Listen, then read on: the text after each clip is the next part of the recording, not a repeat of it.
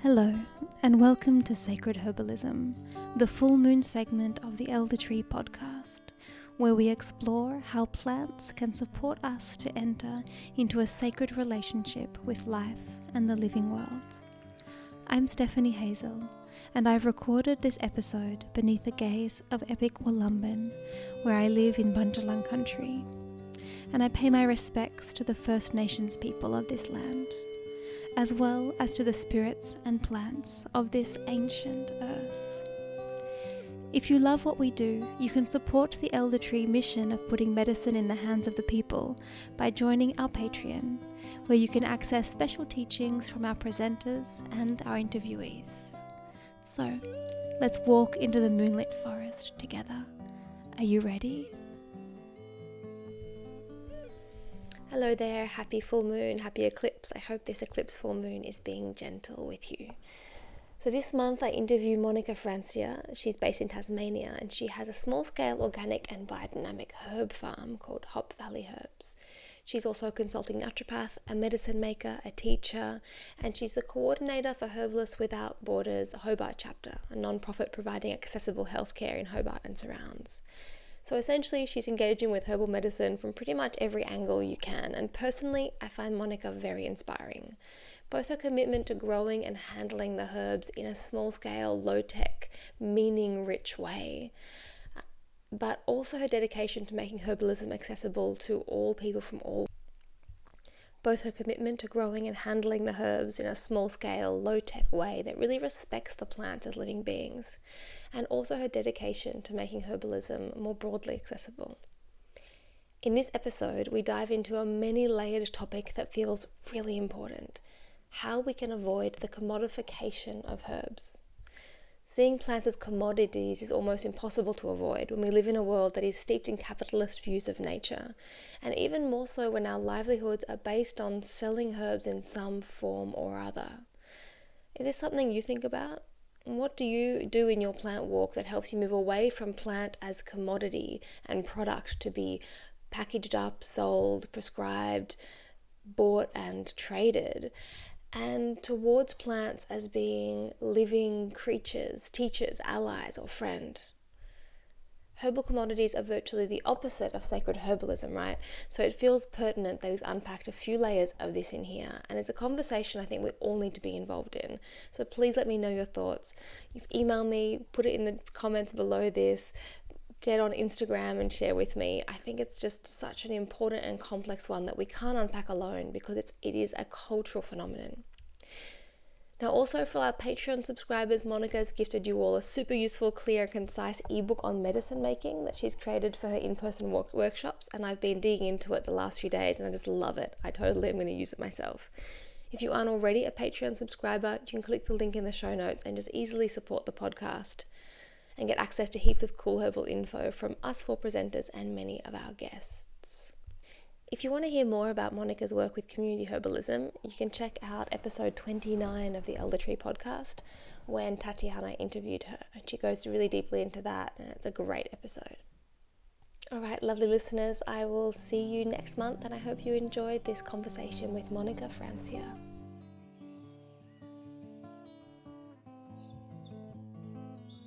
Good morning, Monica. Really lovely to have you here. Your second time on the Elder Tree, but your first time on Sacred Herbalism. Yeah, super happy to be here with you this morning. So I would love to actually hear a little bit about how you knew that the plant path was for you. It's a good question. I feel like I didn't really, I guess I hear a lot of herbalists kind of have that experience of always loving plants and growing up running around the forest and, always having an affinity to like talking to plants or being around plants as a child. And I don't feel like I really had that experience growing up. It was really later in my 20s that I found herbs and herbalism. And yeah, I guess it's just how I make most of my decisions is that, you know, when I'm ever deciding about something, it just has to be like a resounding yes in my body. And I feel like everything I came across that had to do with plant medicine, my body was just like, yes. And I was drawn towards it initially to Ayurvedic medicine through yoga, and then coming back and studying Western medicine, Western herbal medicine. Um, yeah. But I guess it was just lots of little steps along the way where I was like, oh, what is this thing? I've never really been exposed to it. I was a total noob to herbs and herbal medicine. And yeah, but every step along the way, I was just drawn in deeper and deeper. And now I feel like I'm obsessed. It's almost like you followed your curiosity and that took you closer and closer to the world of herbs.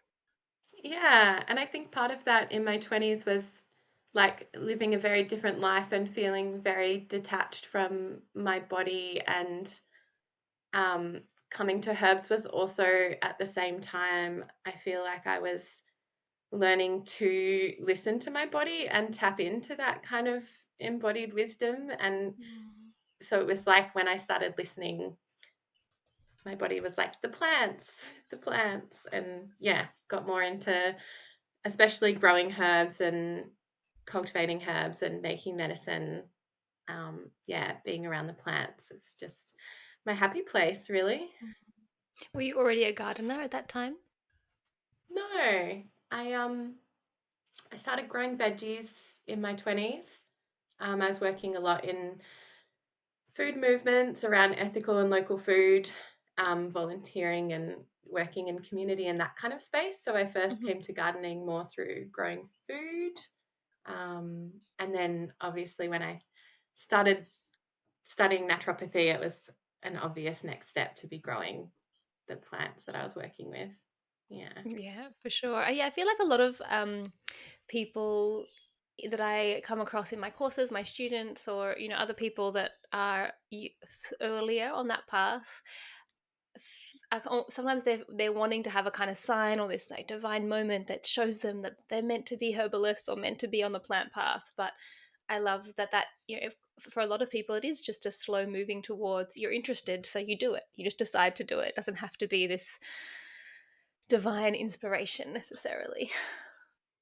Totally. And I think it's for me just thinking about and learning when I feel happiest and most fulfilled. And Mm.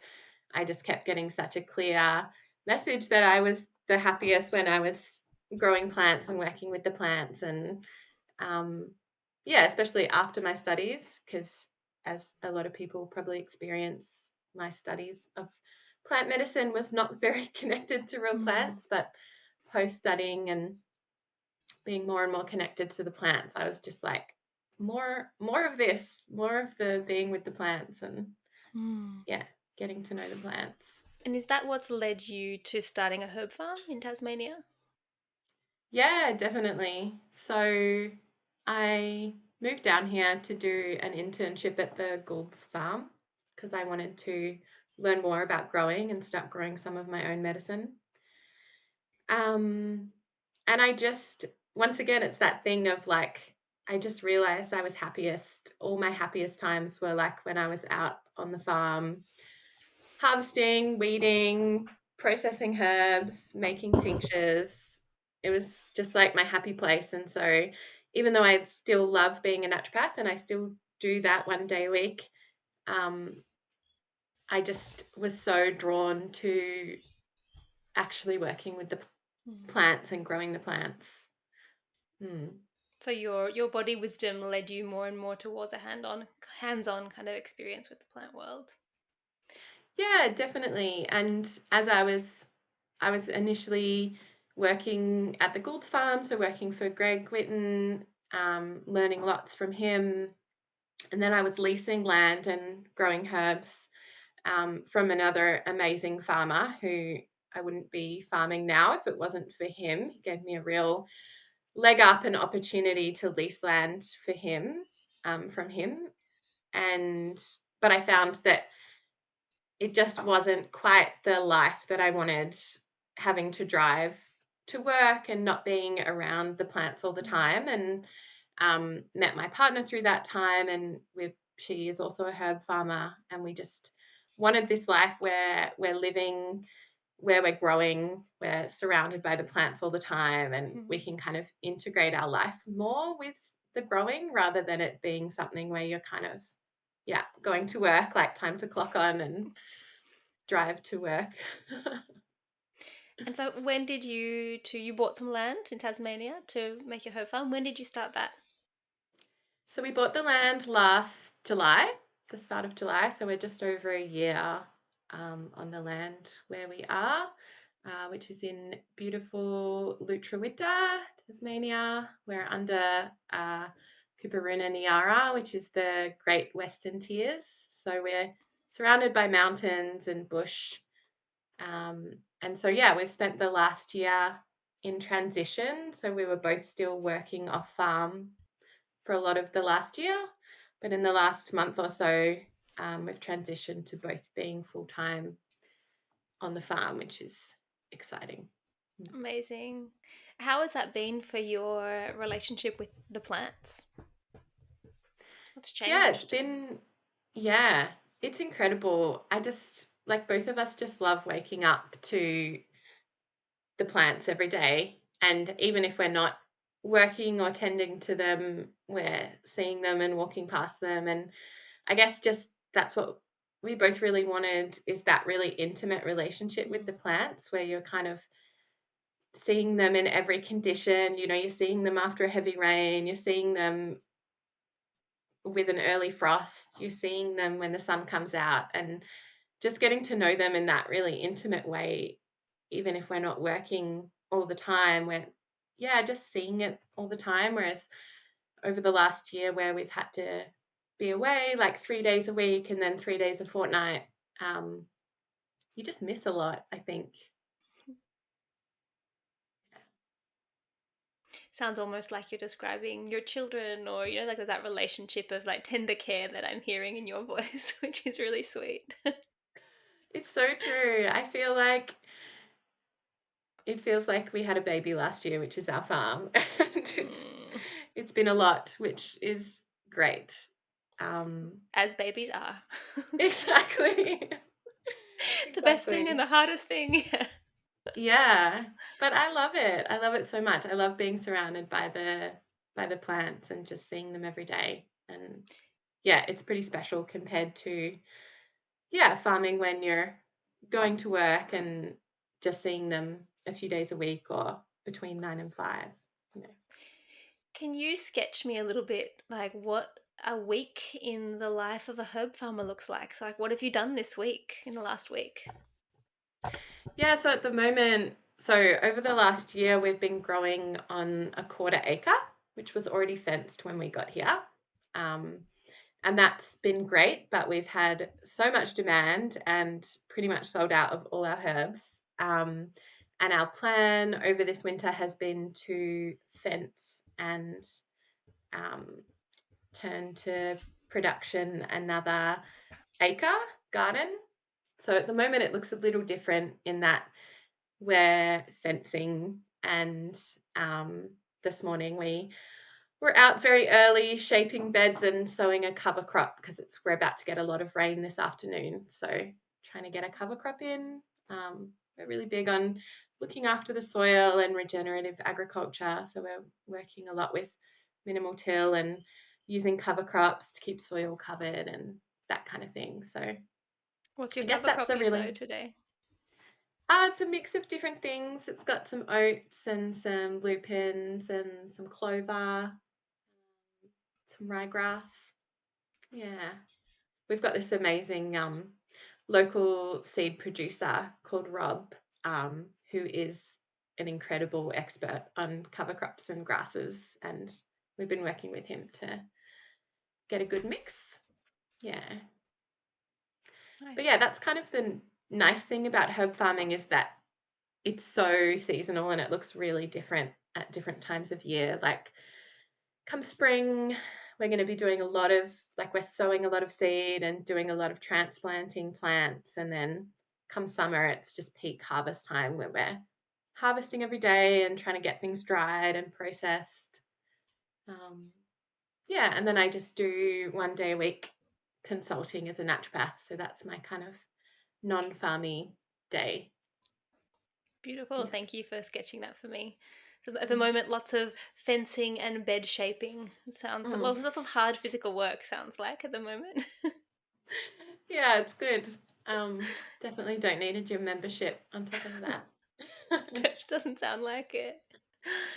Yeah, it was my birthday on the weekend, and I invited a few friends over to. I thought it was a great opportunity to rope people into doing hard physical labor for me.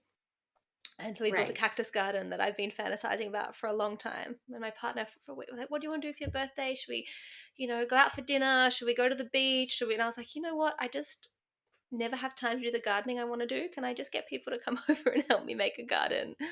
And yeah, I was sore afterwards. I don't get a lot of time in the garden with two kids under 4. Um, but I mean, I do nice pottering with them in the garden, weeding and planting little things in the veggie garden. But as far as like building a new bed, it's a certain kind of focus that felt really nice. Yeah, Yeah. that's awesome. We actually just on Sunday had a bunch of friends come, all like small producers and farmers in the area, come and help us finish our fence, which was so beautiful. I felt like crying at the end of the day because just the amount of work that a group of people can get done in one day and, Mm. have a laugh and have fun while you're doing it is so incredible. It Yeah. sounds like there's a strong community that kind of almost required around a farm like that. You talked about Rob, the guy with the seeds, and then the other farmer who leased you the land, and then your local people coming to do the fencing. Like, I imagine that farming a property actually is more than two people can manage. And it used to be done in these interconnected webs of community. What's that experience been like for you? Yeah, definitely. I feel like I'm a pretty community minded person and I kind of don't know any other way. I think a lot of farmers and small producers can feel really isolated if they're not Mm. connected and reaching out for help.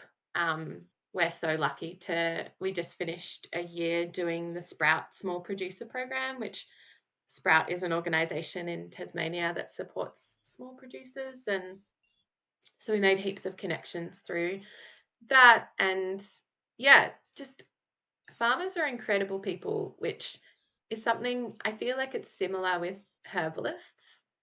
One of the things that made me want to farm is just meeting so many farmers when I was doing more like advocacy work and nonprofit work in the food system in my 20s and meeting all these farmers and just thinking, these are the coolest people. I just want to hang with these people. I feel like between herbalists and farmers is a pretty rad group of humans to hang out with. So then the herb farmers must be the raddest, right? Yeah. Yeah, totally. Um, when we were chatting leading up to this interview, you hit on a topic that I think is really important, and that's around the issue of engaging with plants as commodity.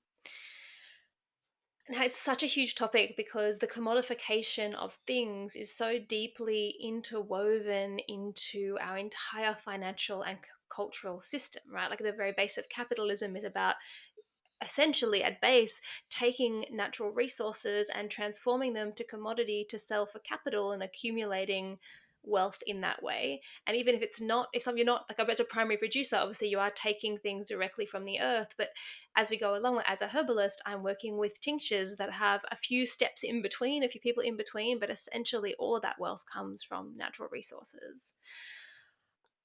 How has that journey been for you now that you're growing and selling herbs? Your entire livelihood is dependent upon a kind of commodification of nature. Tell me about that journey.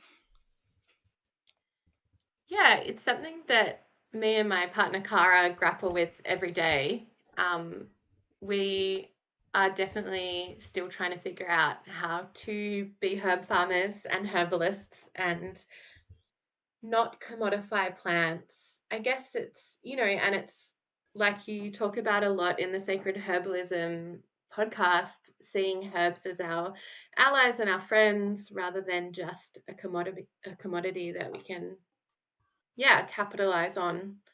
Um, my favorite writer is Robin Wall Kimmerer, and she talks a lot about the way plants need us as much as we need them. And so I guess we try and think about cultivating plants and producing plants in a way that it is a reciprocal relationship and that we're respecting the plants and also caring for the soil. And, Mm. a lot of farmers in the circles that I hang out with, like regenerative farmers and organic farmers, talk about being soil farmers rather than crop farmers. And so our biggest aim above anything is to look after healthy soil and try and look after the ecosystem that is around us, including the birds Mm. and the insects and all of the life that is in the soil. But then, yeah, how do you grapple with that alongside having to make a living at the end of the day? Like we've got a mortgage to pay off the land that we're living on. We try and live as simply as we can, but we still have to put fuel in our car and, there's expenses and bills to pay. And so we do need to think about making a living and it being a business, even though we'd love to just hang out with the herbs all day and do Mm. what feels good. Yeah, and I think in my 20s, I was quite a radical hippie, and part of my, I guess, journey was around rejecting some of the assumptions and the myths and the underlying principles of my culture, things like that. Commodification and a materialism, and a de-spiritualization or decontextualization of the human soul out of, and the world soul out of our lives. And I went on a bit of a journey of rejection, and it took me a while to realize it's actually not possible to live, I mean, we can live off grid, but we're still, as humans, we are deeply social creatures. And beyond that, like, the life is a web, and we are living in the web that we live in has, those things are part of it. And it's in a type of insanity to be in a constant state of rejection of the culture that we are part of, right? Mm. Just like, I had this has come up in a previous conversation with Miriam about how purity can be toxic, the pursuit of purity, Mm. because that's a way of actually being afraid of your environment. And that's a kind of insanity, because we are the environment. There is no way to separate from the environment. So being afraid of the environment means you're just afraid of life and yourself, right? Yeah, And when exactly. And I really admire and love Miriam's work and writing, and anyone that doesn't follow her, I would strongly recommend. I think between Robin Wall Kimmerer and seeing Miriam's writing and being part of the Root Network that she started and having these conversations about plants and about relationality. And I was the same of, I used to just, with the climate crisis and capitalism, I just thought humans are the worst. We just need to like get rid of humans off the planet and the planet will be fine. And I guess reading some of Robin Wall Kimmerer's writing where she talks about, like you're saying, that we are part of nature, that's the problem, is this separation, that we think we are separate from nature. And that, I don't know, I'm still working on it, but trying to get that understanding that the plants and the insects and the animals need us to and want us to as part of that ecosystem, but we just need to navigate how we can all live in harmony rather than humans dominating and um, extracting and profiting from nature. Mm. Yeah, and I think when we see ourselves as separate, whether you're seeing humans as, just naturally in control and in charge of the world and here to dominate, and that's our rightful God given, role, or seeing humans as the problem and wrong, and that we should all, if humans were gone, that the world would be better, both of those are still a deep perspective or a deep myth of separation. Mm. So yeah, it's like it's not helpful to then see ourselves as pariahs and parasites. It's still furthering that nature culture divide, for sure. Mm. But then trying to practice this in a way as a herbalist and as a herb farmer, I imagine, and as a person, in a way that is relational and feeling ourselves as interwoven into the fabric of life and earth, is really difficult inside a culture that continually affirms that we are not, or that we are separate, or that we act in ways that deny that relationality, that interweaving. Yeah, and I think that's, all the reading I do and the listening I do and the thinking I do about these topics is, for me, it just always comes back to that relationality, that we have lost relationship with each other and with beings and with our ecosystems and with our herbs. And I think, I'm pretty concerned about, what's going to happen in the next couple of decades with the climate crisis and the state of the world. And everything I keep coming back to is just like relationship, not just to other humans, but to our plants, our medicine, the animals and insects around us. And yeah, I think that's the most important thing we need to come back to with herbal medicine practice and using herbs as medicine. Is it's become such a huge industry. It's become billion-dollar industry with huge profits at stake, with extraction and exploitation happening all along the supply chain for a lot of the medicines that we're accessing. Absolutely. And I think you said to me, I'm pretty sure it was you, that it astounds you that it's almost like the more endangered and rare a herb is, the more people want it, Yeah. rather than having that opposite response of like, oh, I don't need that medicine. Like there's other medicines that, there's usually many other medicines that fulfill a similar function. Mm. And yet the rarer it becomes, the more that we want it, the more it's promoted, because we have actually that's the way the economy works, supply and demand. The Mm. rarer and more exclusive something is, the more desirable it is, and the more you can sell it for, and so the more you want to promote it, right? That's, I think, a great Yeah. example of hyper commodification. So that's one thing that I think about, is like, well, how can we use the weeds as primarily as medicine, rather than the golden seals and the rhodiolas and the shadavaris and some of these things that are wild harvested, slippery elm, right? Like, how do we use marshmallow instead of slippery elm?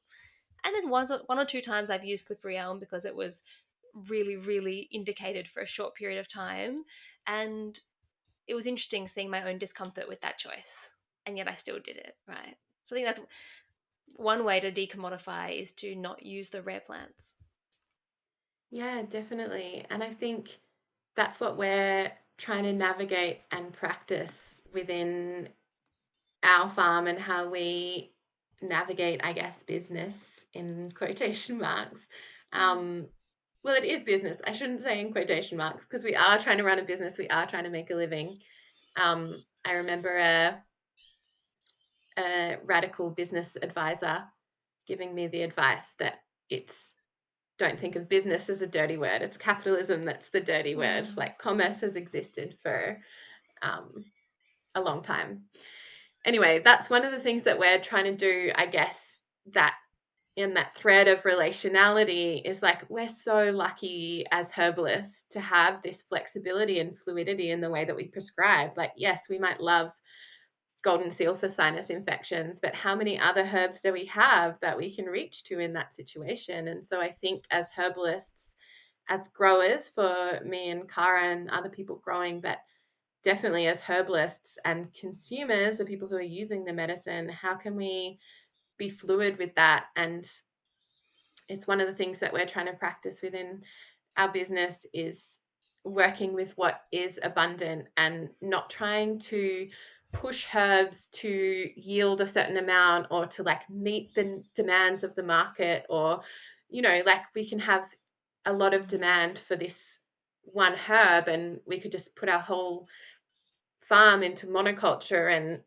just grow that herb and make a heap of money because it's really in demand and trendy at the moment. But we're just growing a mixed, diverse ecosystem of medicinal herbs, and then we use what's there.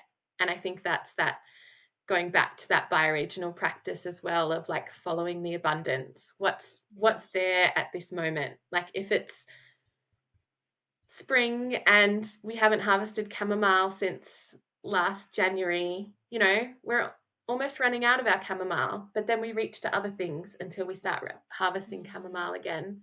I think we've got to get away from this mentality of, with the global herb trade, we have gotten to this point where we have access to anything we want all the time from wherever we want in the world. And that's just not going to be possible for much longer. It's already Mm. starting to not be possible. And so we need to start shifting of like not just, yeah, seeing herbs as a commodity where we can look up the suppliers online and get whatever we want, but thinking I have this need for my patient who, for example, has a sinus infection. What herbs do I have available that come from an ethical source that I have a relationship with, that I feel connected to the farmer or place that they come from, or that I know they're grown in a good way that cares for the earth? Now, how do I treat based on that? Rather than thinking like from a textbook, golden seal's the best herb for sinus infections. I need to find golden seal. You know, it's like a real shift of thinking in the way that we prescribe as Mm. well. And it's similar to what happens with food, right? We're used to having apples all year round and asparagus all year round, and just like, oh well, I'm cooking a recipe from this recipe book, and it calls for heaps of tomatoes, and it's the middle of winter, so I'm going to go to the Mm, supermarket, get a bunch of tomatoes that have been in cold storage or shipped from who knows where. They don't even taste very good, and there's mm. probably some of that happening in the medicine too. We know that food out of season isn't as delicious, isn't as nutritious. That's got to be coming through in the medicinal properties of the plants as well. For sure. And I guess with herbs, we have that little bit of difference where we can store, we can store it dried, we can Mm. tincture.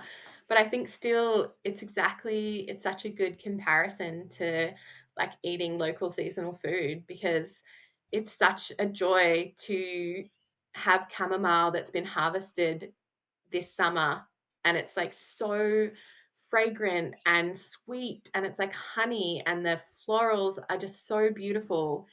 And that vitality to it is incredible. And then when it comes to spring, just before harvest time again, and you don't have much chamomile, it's like you get to have that break and look forward to having it again. Just Mm. like if you only eat tomatoes that are in season, that first tomato of summer that's like straight off the vine and so sweet and delicious is the most joyful thing.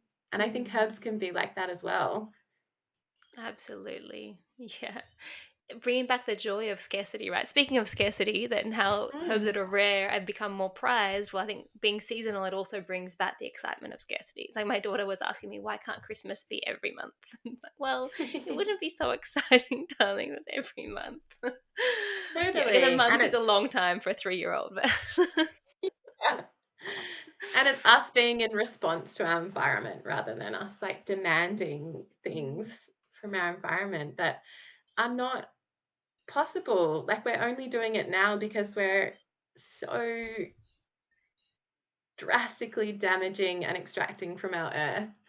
Mm. And it's actually not a reality. It's not really possible the way that we're practicing with herbs at the moment on Mm. this global scale.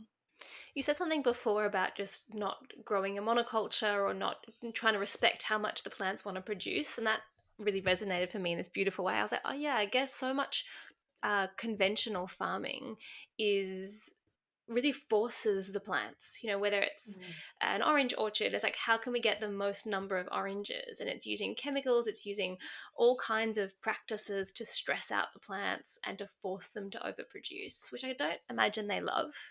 I mm, believe plants are sentient and they don't have minds the way we have minds, different kind of mind, but I'm sure they don't love it. It makes me think of how sad I feel for the commercial dairy industry and the cows. I relate because I've been breastfeeding for you know almost 4 years now. Um, and I think about what it would be like to be being force fed hormones that make my breasts like 3 times the size they already are and make me like produce way triple the amount of milk my body's producing. How awful that would feel, how depleted I would feel, how stressed I would feel. I'm sure the milk quality would go down, right? It's a similar principle that we have when we take capitalism and commodification too far. We forget that the beings that are producing the things upon which our lives are founded are also beings that deserve respect. mm. Definitely. And I think it's like that seasonal fluctuation as well. Like, oh, it's been a super wet spring. Our peppermint harvest is going to be amazing this spring. Or, it's been a really dry summer. We didn't get as much chamomile as we might another summer. And it's just like respecting that. And yeah, it comes back to that, like living with the seasons and being a part of nature rather than trying to enforce things on nature of like, yeah, we're going to have variations. And exactly like you say, that I guess traditional farming mentality when it's all about like optimal yield. We've got to get the most out of every crop. We've got to get the most out of every square meter, to like get the most money.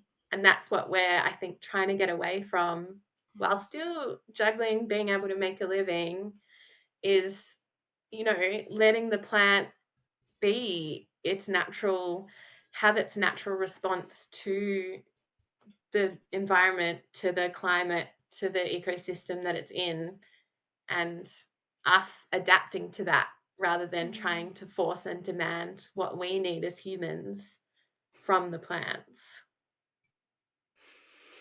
Again, I'm reminded of parenting there, actually, that in a way it's like I can hear that there's a tenderness and a respect you're offering the plants that are growing on the land. Even if you're sowing the seeds, it's easy to, you're putting them there. It's easy to feel like they're yours somehow, right? It's a bit different from wild harvesting.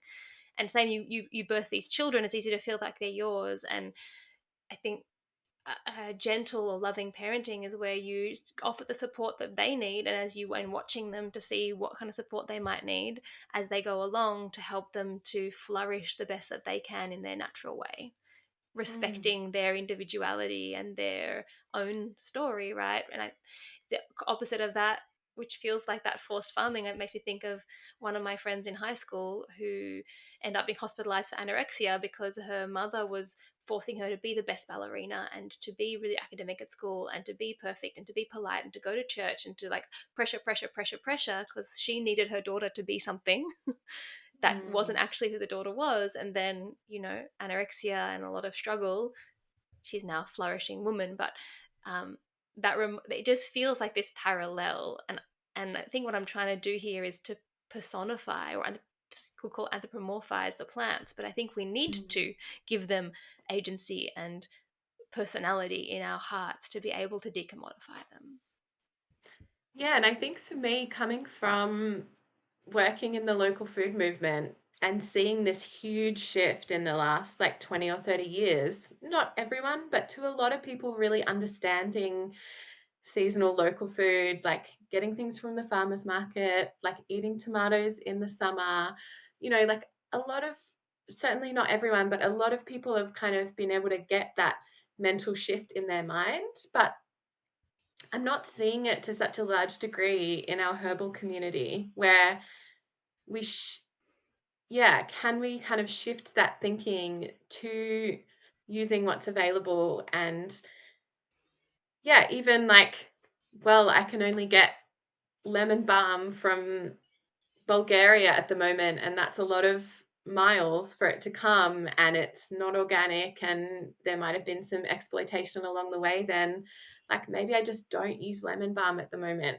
And it's not even just a seasonal thing of what's available, but for all the different reasons that a herb might be available, like what are we using that we have that we feel good about using, that we have a relationship or a connection Mm. with, versus just, yeah, feeling like we want what we want and Mm. forcing it. Yeah, forcing the Absolutely. yield, forcing the harvest, And the demanding. And the irony is that I think long term, you forcing a yield, you're actually long term going to get less out of that land, out of those trees, out of that child. Like forcing your daughter to be the perfect everything, and then she has to take 6 months off because she's anorexic. Like you're not getting her to be performing better.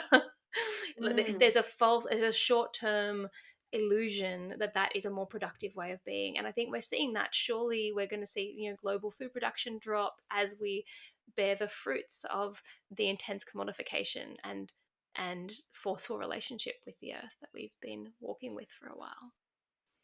definitely. And I guess just like the way that me and Cara farm is biodynamic as well. So there's quite a kind of metaphysical element to that. And a lot of the times it's like these crops, in quotation marks, are part of an ecosystem. And so maybe, one doesn't do well one year, or it doesn't yield the yields we want to get, or doesn't meet the Mm. demand from what, our customers are wanting. And it's like also letting go a bit of ego and saying, like, I think it's easy to be like, well, I'm the farmer. I need to like solve this problem. I need to like know what's going on and I need to fix it and I need to get that yield out of that crop, rather than being like, well, something's going on in this ecosystem. And, with biodynamic farming and regenerative farming as well, it's all about trying to support the ecosystem to find its own balance. Mm. And so I guess there's that side of it as well, where it's like, can we just take a step back and think that maybe there's a higher intelligence going on, or something else going on that we might not fully understand? And once again, just being responsive to that rather than being demanding of Mm. that plant. Plants and ecosystems work with time frames that are hard for us to grok, I think, so then it's like we want the solution right now. And maybe healing does too, right? I really have seen that in myself, especially in my first years of practice. I have this incredible internalized pressure that I put on myself, that I was supposed to be able to like magically fix 20 years of health problems for someone in like 2 sessions with the magic herb formula that would have all the things in the bottle. And if I didn't do that, I was failing. Mm, And really seeing how that was an internalization of that same capitalist productivity obsession that we have. mm, And now I let myself be really upfront with my clients about like, well, we're on a journey together and I'm going to offer you some support. Also, it's your healing journey and it might take a long time, but let's just walk together and see what emerges, and let's just try one herb and see how that responds. And how you respond to that one herb will tell us something, about what's going on for you, and then we can add another herb, and this really much slower way of practicing, and it's so much nicer. I enjoy it so much mm, more. I think my clients enjoy it more because it's an invitation to the slowness and the attentiveness that I think we're missing, and the lack of that can cause a lot of mental health problems and physical problems as well. And I use fewer plants. And it's like there's a more clarity that emerges. And maybe there's some other practitioners that use heaps of scientific testing and this and that, and they get a lot of clarity other ways. But for me, that slow exploration is how I'm finding clarity. mm. Yeah, I'm Yeah. exactly the same. I'm about 10 years of practice now, and I reckon the last 4 or 5 years, I've just gotten slower and slower with my patients. And also finding that I'm getting better shifts going slower, like Mm. better. Um, yeah, it is really linked, that like, I think that slowing down and working with a herb or a thing, like rather than clouding, like muddying the water with like so many things all at once. I feel like people can just take the time to work with one herb, or just start with a tea, and learning that kind of like patience and that embodiment and awareness of their health in a way as well. I think, Mm. yeah, I resonate with that a lot. And I think it's actually what we need more and more in herbal practice, is people going slower and using less and Mm. focusing more on the relationship between the practitioner and patient, but also between the humans and the plants. Absolutely. And it sounds like what you're teaching your clients, your patients, is if you add just one tea in, then you're helping them to learn to listen to their bodies, to notice what's different, rather than saying, okay, here's 5 supplements and here's a tincture with 7 herbs, and we're also going to change your diet in this way. And I want you to exercise every day. And they come back and they might feel better. But do you have they can't maintain that kind of regime indefinitely. And you have no idea which one of those things actually was the thing that caused the shift, right? And it's Yeah, expensive. It's so consumptive. so expensive and so consumptive. I think about the expense for the client, but I also think about the expense for our earth, especially like the volume of herbs that people are taking. multiple supplements in plastic bottles that have probably like crisscrossed the globe to get to us. It's, yeah, I think we really need to start being more responsible about prescribing slower. And yeah, one of my mentors, Dr. Sue Evans, I remember her saying years ago that that the art of herbalism is finding the lowest effective dose. And I think in naturopathy and herbalism a lot in the mainstream, we're just going higher and higher with dose, like more concentrated, more herb, like this special extract that's like 10 to 1 and has like 10 kilos of herbs in every tablet. It's just ridiculous. And this is what is being favored and admired and Mm. demanded. And it's like, no, let's do the opposite. Let's go back to like, how little can we prescribe? How little can we take to get the effect that we want to get? Mm. That's what we should be aiming for. I agree. And I'm more and more I'm practicing with smaller and smaller doses. And it's like I would Mm. have a guess that I feel like dosage can be quite individual. So I'll have a little crack just from what I'm feeling from the person with what dosage feels right, somewhere between like 5 drops of tincture and 30 drops of tincture a couple of times a day is kind of my dosage range at the moment. And then if it works, then we start cutting down to see where's the sweet spot. And I say that to my clients, like, what we want to have here is you getting the results you need with the smallest amount of herbs that is possible. It's better for the earth, it's more respectful of the plant, and it's going to cost you less money. So let's Yeah, find and that I think spot together. definitely, I totally agree. And I think as practitioners and as patients, there's definitely constitutional differences of, how little or much people get an effect from, and that's fun to play with. Mm. But like you said, it's like, let's aim for the minimum. And I think what I'm finding, the more I practice, the more I grow my own herbs, the more I use only the medicines that I'm making, like the tinctures. Most of my tinctures now in my dispensary are things that I've grown and tinctured. And I'm finding the stronger relationship I have with the Mm. plant, the lower I can go with dose as well. And when I try and go that low with commercial tinctures, I don't get the same effects. And I really believe in that relationality, not just between the practitioner and the herbs, but with the patient as well. Like them understanding what the herb does, like maybe knowing what it looks like or where it has come from. And I'm not saying that everyone has to grow their own herbs, like every herbalist, but just having that relationship with the plant and actually knowing where it comes from. Like if we buy a Mm. Mediherb tincture or if we get some dried herb off Austral, we have no idea where that's come from and how many hands it's passed through and what it's been through along the way. There's no connection there. Mm. Whereas if we make a tincture or get it from someone we know or at least know the origin of the herbs we're using, then I think we can go lower and lower with the dose, which is great. I love you say that. It's obviously bringing a kind of mysticism in and an agency in to that's beyond just the decommodification, right? It's like working with plants in that metaphysical realm, which I thoroughly believe exists. Mm. And I've really found that in my plant allies course, the courses I do where I get people working with a plant. I think everyone here knows that, but working with a plant blind and taking the herb just 5 drops and tuning in and like meditating with the plant.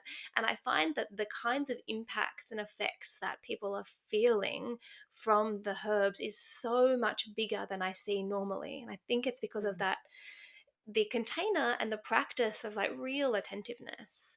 And then I Mm. noticed that those herbs that I've done that work with, especially like multiple times, I feel like I have such a deep relationship with them because I've taken them in that attentive way. I've guided groups through that. I've taught like this one class on that one herb that goes for 2 hours long, like 7 times, that I start to feel really connected. And most of those herbs are the herbs are in my garden are generally some of those herbs. I can't grow all of them. But slowly building that relationship, I have that same feeling of being able to use less, or that they're more magical for me when I use them with people in clinic. Totally. I've had the same experience. I love, love, love that work that you're doing with working with individual herbs. It's so needed and beautiful. Um, yeah, I teach a 6-month herbal medicine course, which is kind of a home herbalism course. And I've had a similar experience of people, like a big part of that course is it's in person. People taste different, like the fresh herb, the dried herb, the different extracts of that one herb. And we really learn it and talk it through. And we often like make something with it. And then I'm finding that people, once they have that experience of really learning and connecting with the herb, if they do go away and start taking it for something, I'm just hearing about them getting these incredible results that I have never really seen in clinic. Like someone just having a cup of tea of the herb each day, and suddenly their crippling arthritis is like much noticeably better. And it's like, Mm. I don't even see that in clinic. It's like incredible when, I don't know, that next level of people being connected to the herb beyond that one-on-one, like practitioner patient relationship. There's something else magic in that, I think, where yeah, people come to the herb in a different way. And I think having learnt from that, I'm in the third year of teaching this course now, I'm trying to bring more of that education and more of that connection into my one-on-one consulting as well, Mm. because I just see so much magic in that space where people are really in an embodied, intentional way connecting to the herbs and Mm. then using them as medicine rather than something that's just been prescribed and there. Yeah, it's just, it feels different to me somehow. And it feels like probably that's how, ancient old world herbalists and witchy wise women would practice, right? Because you would be limited to the plants that grew in your local area and maybe some of the neighboring areas and other herbalists that you would trade with, what you could wild harvest, what you could grow, herbs where you ran out of herbs. Herbs were precious and you were Mm, the holder of that law. We've lost the awareness of herbs as precious, right?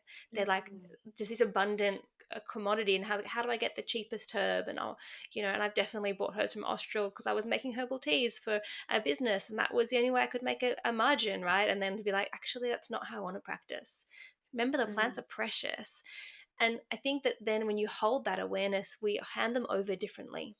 When you're mm, prescribing 7 supplements, 7 herbs, 3 different lifestyle changes from a really biomedical model, you can't tell a story about each plant as though it were a being. But if you just hand mm, over, like, hey, this is passion flower, and I think it's really going to help with the anxiety and the sleep problems that you're having, and this is why, and this plant is this beautiful vine that is native to North America and Central America and South America, and there's the Mayans considered it to be the vine of souls, and there was every flower, some of the Mayans believed that there was a vine passion flower growing through the underworld, and every one of these amazing flowers would house a soul after death. And so it's got this big connection to grief and loss and can help our nervous systems regulate. I feel like when we tell stories, when we offer storytelling as part of the medicine, it's a way to create that relationship for that person. And every time that mm. they receive that herb in their mouth, they're able to touch that story and touch that myth. And it brings something else online with that medicine rather than just like, here's this chemical concoction that will heal your XYZ test result. Exactly. And I just imagine, people going to Chemist Warehouse and getting like 3 or 4 plastic bottles with, 3 or 4 herbs of nutrients in each one, and Mm. dishing out one of each of them in their palm and just like swallowing it back on their way out the door on the way to work. Like how different that is from the experience that you just talked about of like Mm. telling someone about passion flower and someone feeling connected to a herb. Like a lot of people don't even know what's in the things that they're taking. They don't even know the names, let alone anything about the herbs as beings. And yeah, I think that's what, in terms of that practice of us trying to have a business but trying to decommodify the herbs, is comes back to that storytelling and how powerful that can be of like, yeah, having a story around the herb, a story about its history, about where it comes from, about who's touched it along the way. and that there's so much medicine in that. And that's what I'm really Mm. coming to believe in my practice as a naturopath and in my growing, is that that story holds so much power. And, I was taught evidence-based medicine at uni, and I love looking up research and I love understanding herbs from a phytochemical perspective, but we can't, I think, dismiss that metaphysical, energetic side of herbs that is so, so powerful. Mm. I mean, like, what is evidence? Whose knowledge and observations counts as evidence, right?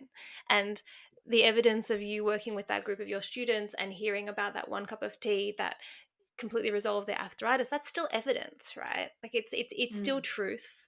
And the scientific, medical, institutionalized version of evidence is not meaningless. There's a lot of rich detail and clarity that can bring, but it has to just be part of the picture of this, of the evidence, of the exactly. stories of that medicine that we work with. Yeah, definitely. And I think that's what we need to come back to. I think, herbalism was seen as like a very fringe, witchy kind of thing. And then it's been pushed in this biochemical, evidence-based medicine direction. And yeah, we need to like swing back the pendulum a little bit, where it's like, yes, all are welcome here. Like, yes, science. Yes, traditional knowledge. Yes, anecdotal experience. Yes, your own physical, metaphysical connection to a herb. Mm. Like that individual relationship is also part of it. And we can't do a clinical trial on that. I reckon we could if we got the right funding and the right design, but I don't think that's going to happen anytime soon. I mean, when you integrate all those things into one kind of deeper knowing of that plant, like, I feel that's where we get real wisdom as plant people.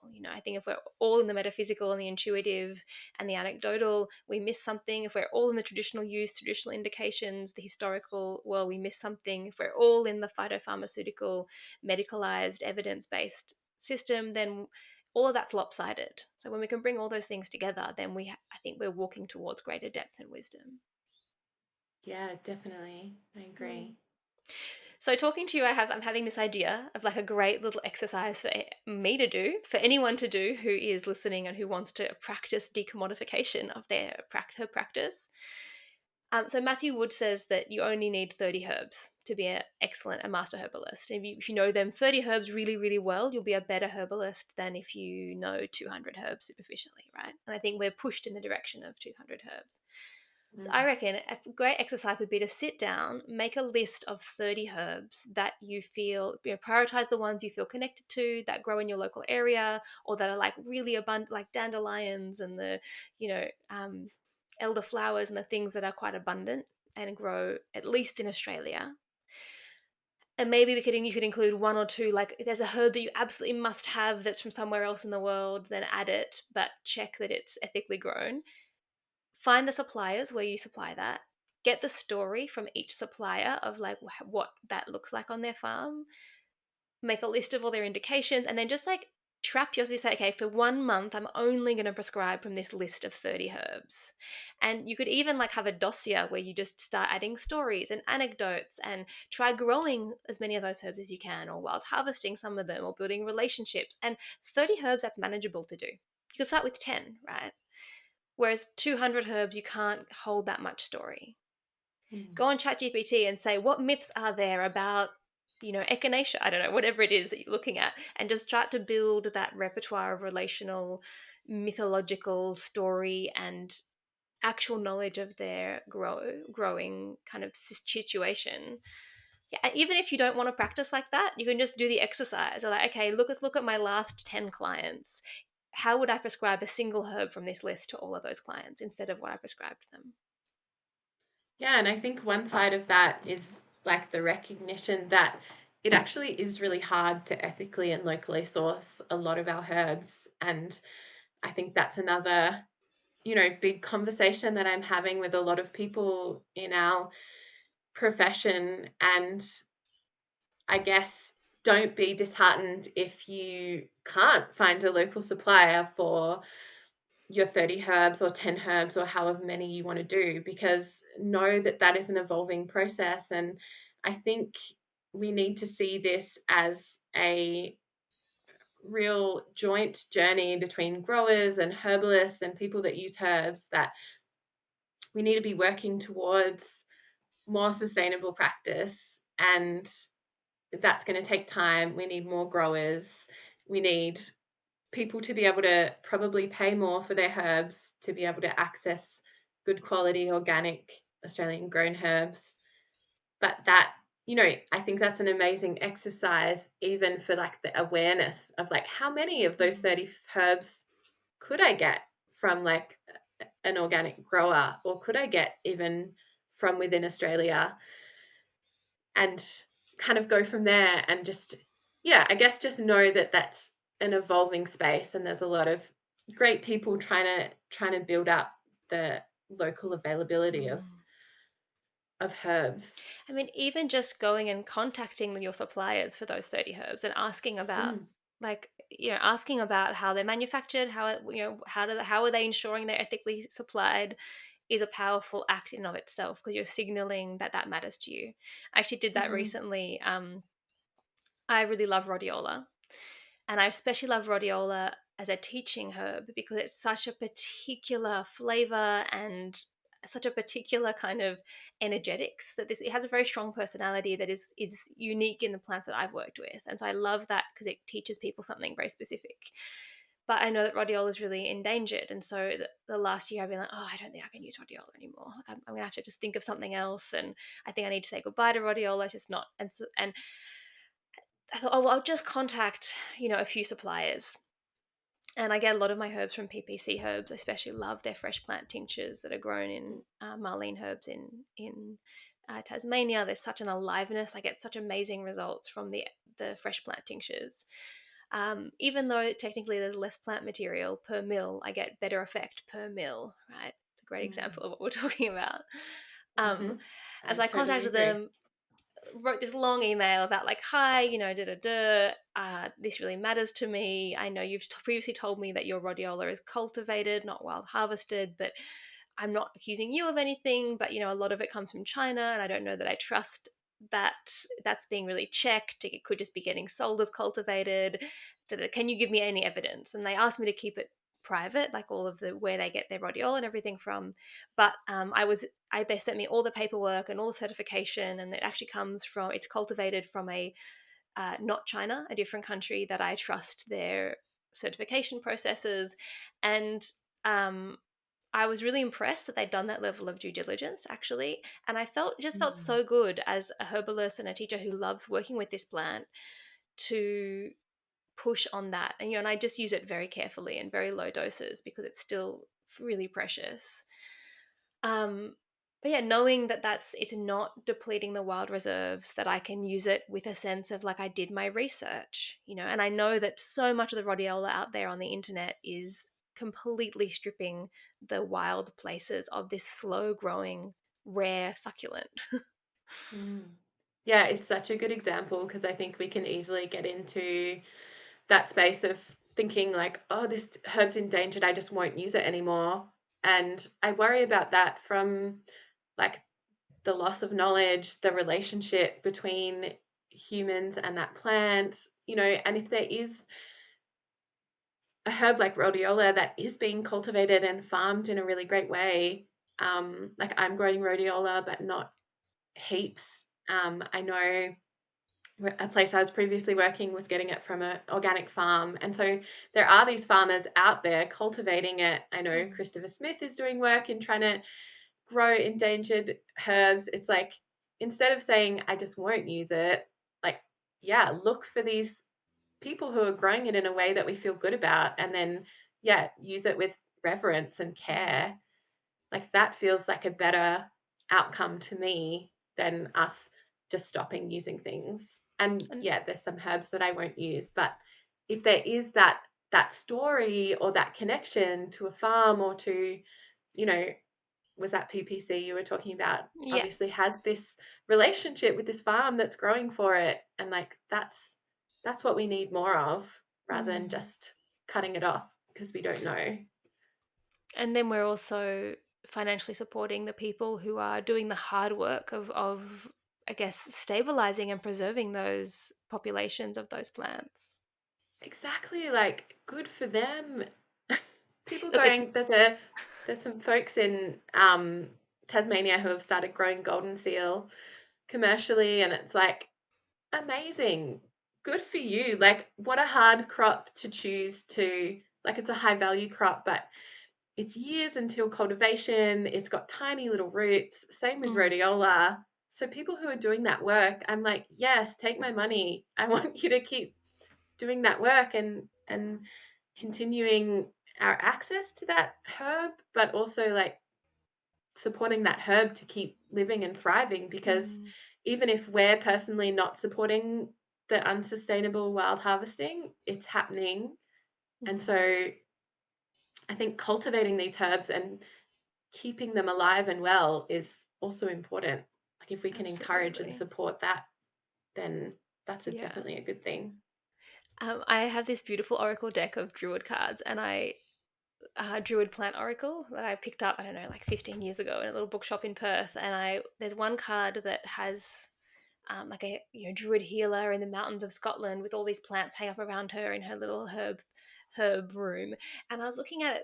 I have to not look in it for ages, and I was like, "That looks like rhodiola." And I looked in like one of them, and I looked in the little booklet, and it says that it named the plants, and I didn't realize this, but in this very academic source of a plant oracle deck, they were saying that druidic healers would in the Scottish healers would actually keep the location of rhodiola plants secret because they were so slow growing and such powerful medicine.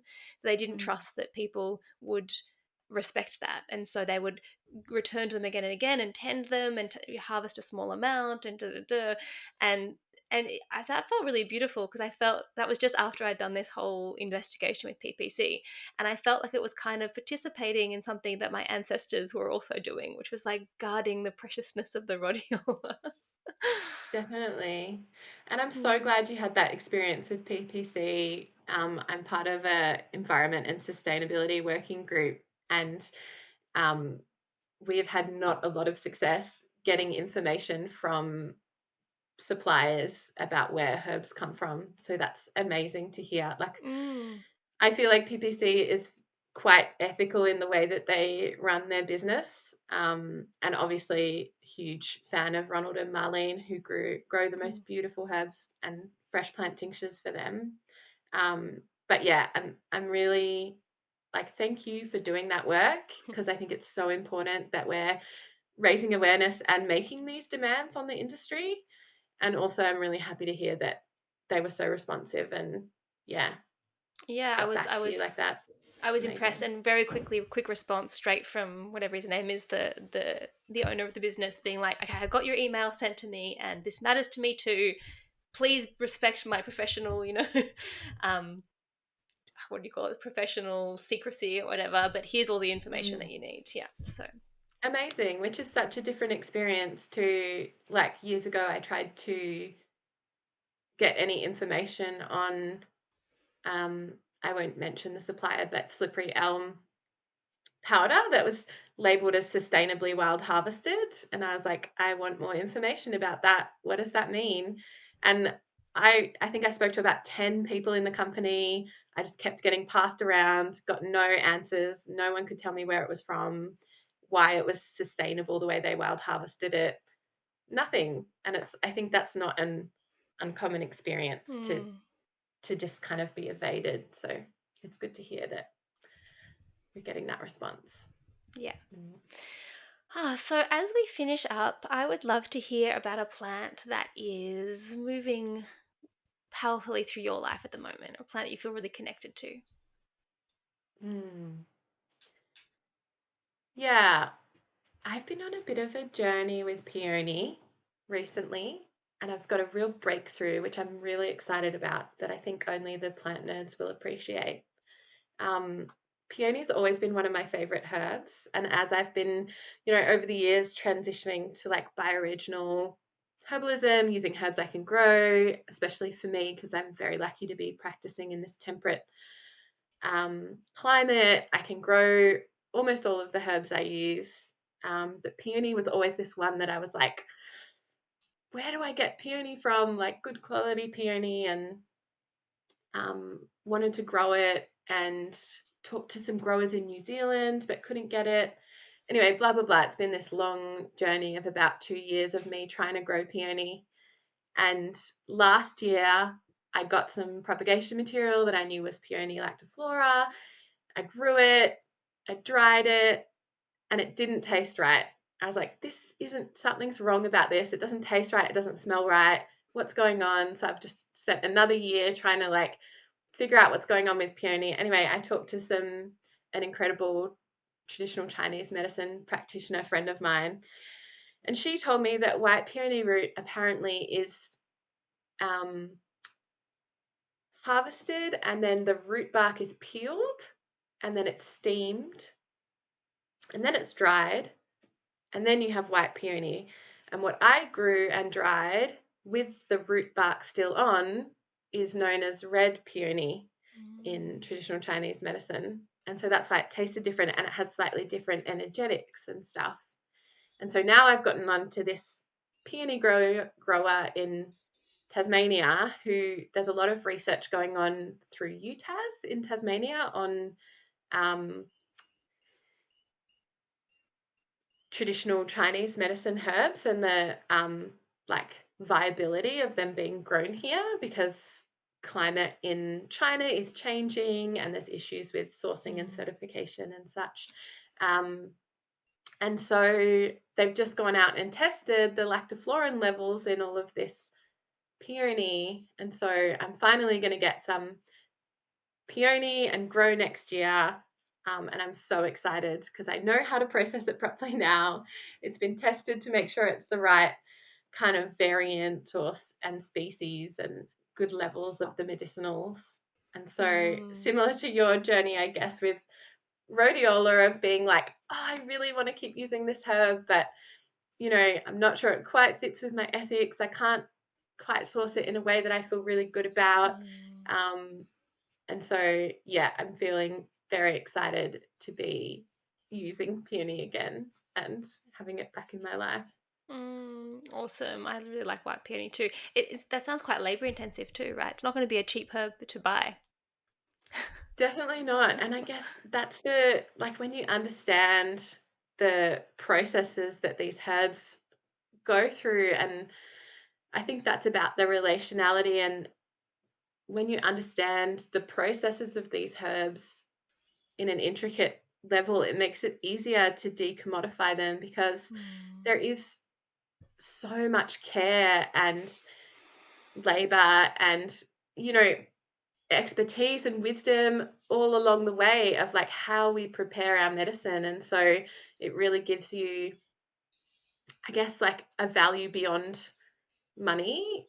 I think when you think, especially with a lot of the Chinese medicine herbs, they're just, the way that they're grown and the intricacies of the way that they're harvested and the way that they're processed and dried is so specific, and it's thousands of years of knowledge and so many generations of herb farmers who have obviously passed down and learnt along the way all this information of how we can get like our best medicine possible. It's like, how do you even put a price on that? How can you see it as just like a commodity that you pay X amount per kilo?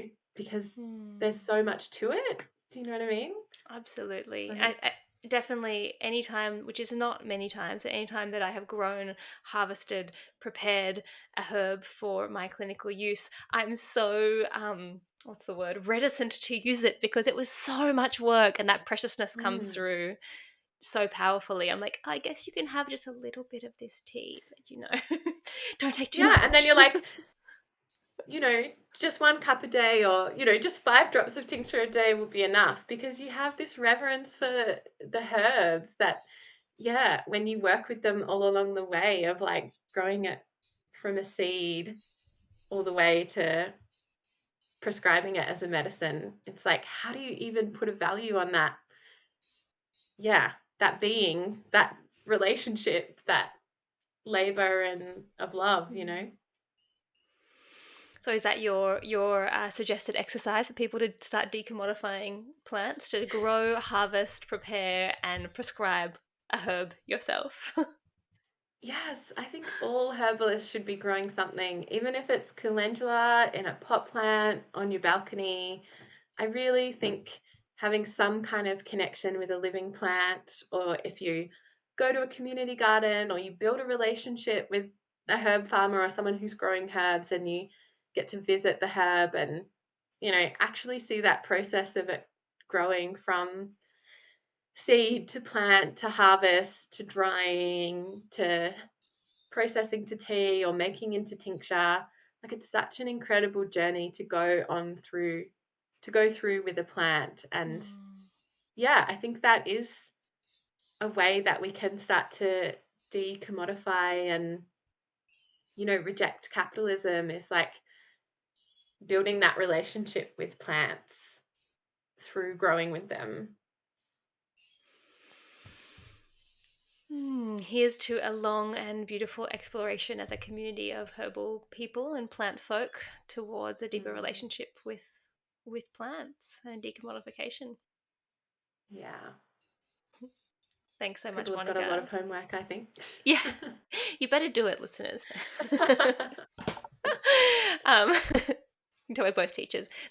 Thank you so much for being here. It's really thoroughly important conversation to be having. Yeah, thank you, and thank you for the beautiful work you do with the elder tree. That's it My for this pleasure. moon cycle. Thanks for joining me in another layer of this fascinating conversation we are having about the role of the sacred in our lives as herbalists. If you know someone who would love this episode, then send it through to them, as our work strengthening our herbal community through grassroots herbal education starts right here. I'll see you next time the moon is round in the sky, and until then, I wish you good health and many plants.